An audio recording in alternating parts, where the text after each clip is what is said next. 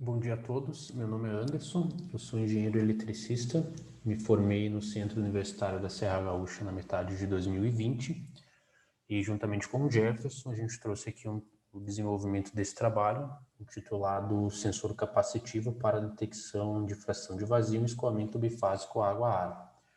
Esse trabalho foi desenvolvido, esse estudo foi desenvolvido no primeiro semestre de 2020. Então, trazendo aqui uma introdução. Os escoamentos bifásicos possuem ampla aplicação na indústria.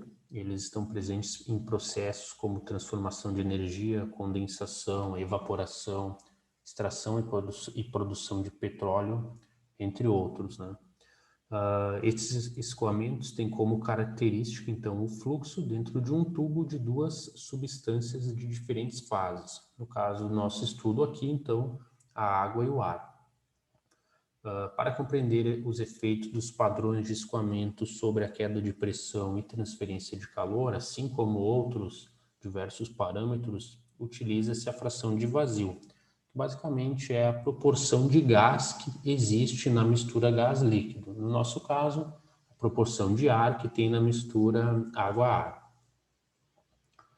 A literatura aqui, né, os pesquisadores, enfim, vem apresentando diversos trabalhos aqui, estudos, propondo novas tecnologias para o desenvolvimento de sensores que sejam capazes de detectar a fração de vazio, assim como outros parâmetros como flutuação de temperatura, pressão, velocidade do fluxo, entre outros, né?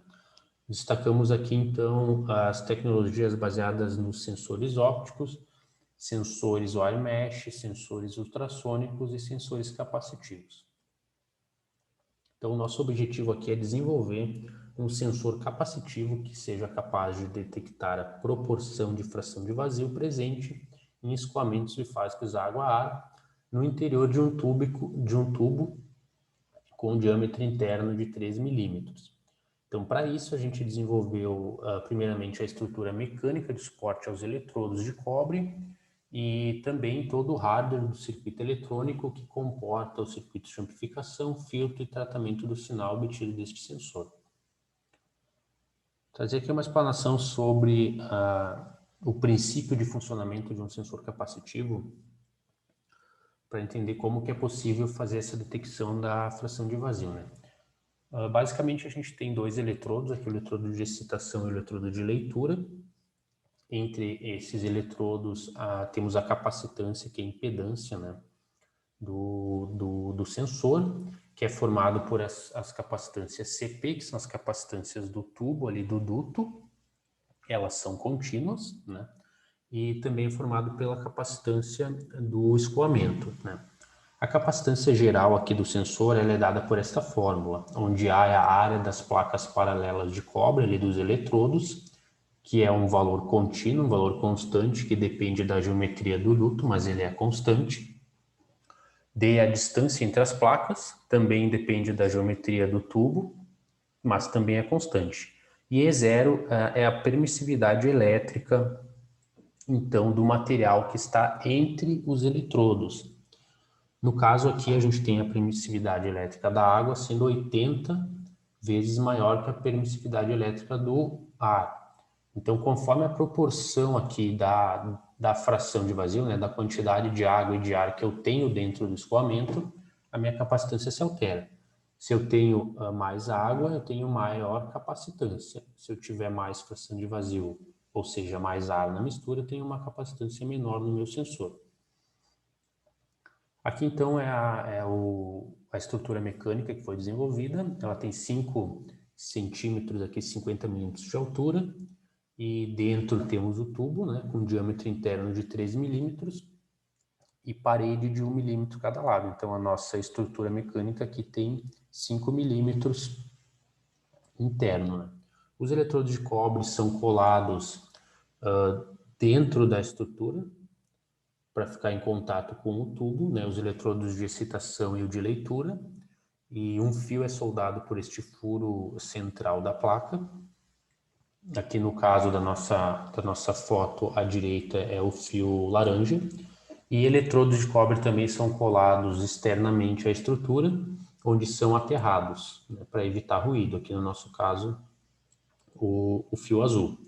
a função dessa estrutura é de ficar fácil aqui de ajustar a posição do sensor no tubo, né?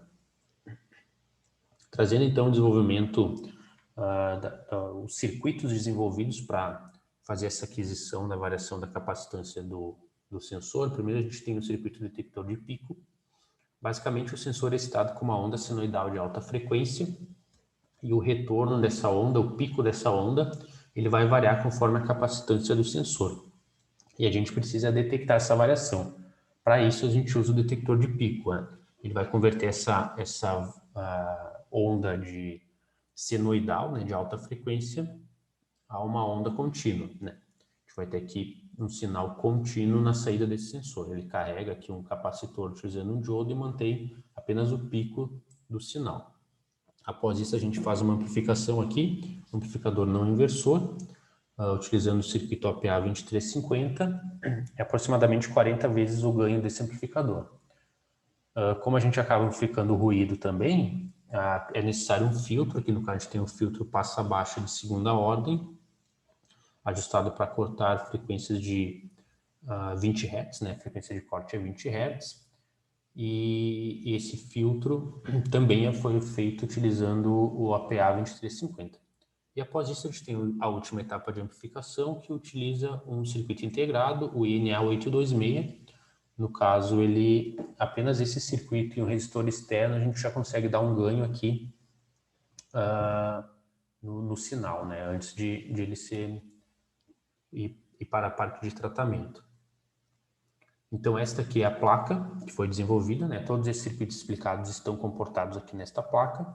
Tem alguns circuitos aqui que a gente acabou não montando nesse estudo, que são, por exemplo, a parte da USB, a parte de comunicação com o computador. Esses circuitos podem ser usados para um estudo futuro, né? Para a gente fazer uma aquisição de dados aí utilizando o computador. Nesse caso que a gente fez uma aquisição dos sinais utilizando um osciloscópio.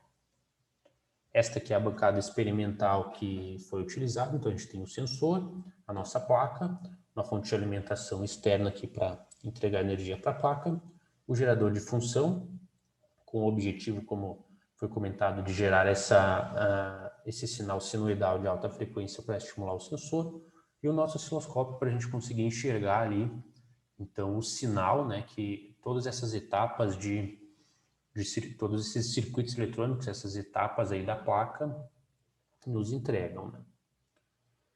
Então, apresentando um pouco dos resultados aqui. O primeiro circuito detector de pico, a gente teve na saída dele uma variação de 58 milivolts para 0% de fração de vazio e 70 milivolts para 100% de fração de vazio. Isso já contínuo, então a gente ficou aqui numa faixa de 70 a 58 milivolts com qualquer tipo de escoamento, né? Nota que aqui a gente tem uma variação de apenas 12 milivolts. É uma variação pequena porque a variação da capacitância é uma variação pequena. Então, para isso, foi necessário amplificar esse sinal. Então, a gente obteve aqui, amplificando em torno de 40 vezes. Aqui deu uma amplificação de 38 vezes por uma variação ali de tolerância de componente. A gente obteve 2,2 volts para 0% de fração de vazio e 2,66 para 100% de fração de vazio. Aí a gente colocou então o nosso filtro, porque tinha aqui um ruído no sinal. Ele foi ajustado em 20 Hz para não influenciar escoamentos com velocidades de até 1 metro por segundo, visto que o nosso sensor tem 5 centímetros de comprimento. Então, a última etapa de amplificação, ela é uma etapa de amplificação de forma diferencial, isto é, eu pego a diferença dos dois sinais, no caso aqui 0,46 volts, e eu amplifico 7 vezes, em relação ao sinal de 2,2 volts. Então, quando eu tenho 2,2 volts nessa entrada desse circuito, eu tenho uma saída aqui me entregando 0 volts. E quando eu tenho o sinal de 2,66 volts aqui, eu tenho então 7 vezes isso, e na saída eu tenho um sinal de 3,6 volts. 0 volts para 0% de fração de vazio e 3,3 para 100% de fração de vazio. O objetivo de deixar aqui em 3,3 volts é que a maioria dos circuitos de aquisição de dados de microcontroladores trabalham nessa faixa. Então, aqui tem um gráfico, tensão por tempo, que foi obtido da seguinte forma. Eu dividi a altura ali do sensor em 5 partes iguais e fui elevando a coluna de água e obtendo esses resultados. Então, aqui a gente obteve, para um sensor aqui com 0% de ar, ou seja, totalmente preenchido com água, 0 volts. 20% de ar, ou seja, 80% dele preenchido com água, a gente obteve alguma coisa aqui na faixa de 0,4 volts. E assim por diante. Então, a gente teve uma variação aqui de 0 a 3,3 volts, com o sensor preenchido de água e com o sensor preenchido de ar. Aqui são os mesmos dados apresentados no gráfico anterior, porém, de uma forma diferente. A gente tem a fração de vazio pela tensão. Então, nota que a gente não obteve uma reta, né, ali no sinal intermediário, onde estava mais ou menos 50% de água, 50% de ar, obteve uma variação do sinal. Isso se deve ao fato da nossa estimulação ali, né, a frequência é estimulada no sensor bem na parte central da nossa estrutura ali mecânica que foi desenvolvida. E aqui, então, a gente tem o último gráfico de resultados, que é em escoamento, né? Os resultados anteriores, então, eram proporção de fração de vazio estática dentro do sensor, e esse aqui a gente teve um escoamento de uma bolha pelo sensor. Então, o sensor foi preenchido totalmente com água, ficando ali na faixa de 0 volts, e uma bolha foi escoada por ele, e a gente obteve aqui este gráfico. Segundo o sensor, essa bolha nos entregou 7,5% de fração de vazio. Foi uma bolha única, isso foi escoada. Esse valor não pôde ser confirmado se realmente essa bolha nos entregava 7,5% de fração de vazio, porque, infelizmente, durante o desenvolvimento desse trabalho, que foi no primeiro semestre de 2020, a gente não teve acesso aos equipamentos da universidade. A ideia era colocar no mesmo escoamento esse sensor desenvolvido, assim como um sensor já validado, seja ele o ARMET ou até uma câmera de alta resolução que consiga captar essas imagens posteriormente via algum software matemático, como o MATLAB, por exemplo, calcular a fração de vazio e aí sim comparar o resultado deste sensor que já estava validado com o nosso sensor desenvolvido aqui. E isso não foi possível, né? A ideia é que quando a gente conseguir acesso a esses equipamentos, a gente faça a validação do mesmo. Agradeço a atenção de todos. Boa noite.